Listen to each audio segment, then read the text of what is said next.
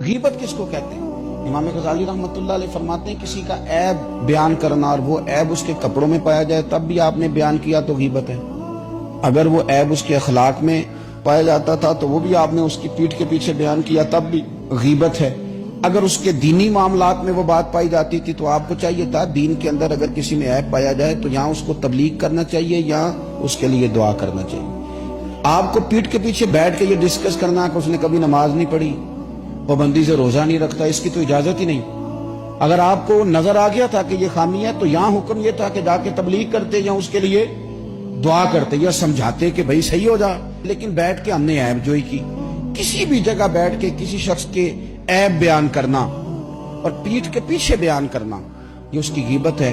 صحیح مسلم شریف میں حضرت ابو ہریرہ رضی اللہ تعالیٰ عنہ فرماتے ہیں کہ نبی پاک صلی اللہ تعالیٰ علیہ وسلم نے صحابہ سے فرمایا تم جانتے ہو غیبت کیا ہے؟ عرض کی حضور بتا دیجئے. تو نبی پاک صلی اللہ تعالیٰ علیہ وآلہ وسلم نے ارشاد فرمایا کہ اپنے بھائی کا ایسا عیب بیان کرنا کہ جس کا بیان کرنا وہ ناپسند کرتا ہو، اسے نہیں اچھا لگتا کہ تم وہ بات کہیں ڈسکس کرو اس کی، وہ بات اگر تم نے بیان کر دی تو وہ غیبت ہے. تو صحابی نے عرض کی یا رسول اللہ صلی اللہ علیہ وسلم اگر عیب پایا بھی جا رہا تھا تو پھر بھی ہم نے بیان کر دیا تو غیبت ہے. یعنی ہم نے بیٹھ کے ڈسکس کیا کہ وہ بندے میں یہ خرابی ہے تو وہ خرابی ہے بھی، یعنی جھوٹ نہیں بولا، واقعی خرابی تھی تو ڈسکس کر دی تو حضور یہ بھی غیبت ہے.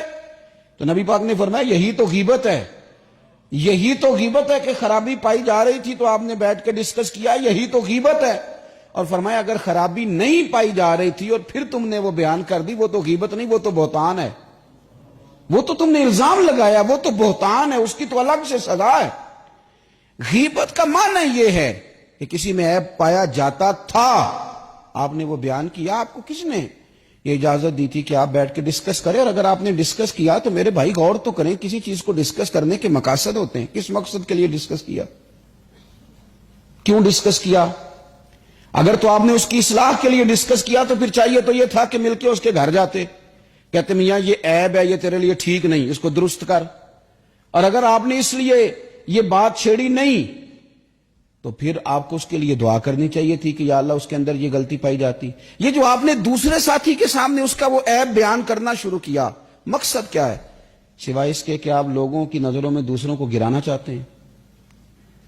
ہمارے محدثین فرماتے ہیں کہ یہ جو اتنا سخت حکم لگایا گیا نا قرآن پاک نے کہا جس نے غیبت کی اس نے مرے ہوئے بھائی کا گوشت کھایا. اور حدیث میں فرمایا گیا کہ غیبت زنا سے بھی زیادہ برا کام ہے، زنا سے بھی زیادہ. یہ کیوں کہا گیا؟ غیبت کی اتنی مذمت کیوں کی گئی؟ میرے نبی پاک علیہ السلام نے کعبے کی طرف دیکھ کے فرمایا تھا، ترمذی میں موجود ہے، فرمایا کعبے تیری بڑی عزت ہے پر میرے مومن کی عزت اللہ کی بارگاہ میں کعبے سے بھی زیادہ ہے.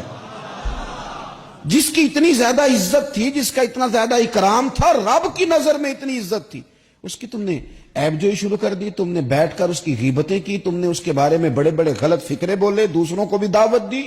تمہارا ذہن تو اس کے بارے میں خراب تھا ہی، بہت سارے لوگوں کا ذہن خراب کر دیا اس کے بارے میں جس کی عزت رب کریم کی نظر میں کعبے سے بھی زیادہ ہے.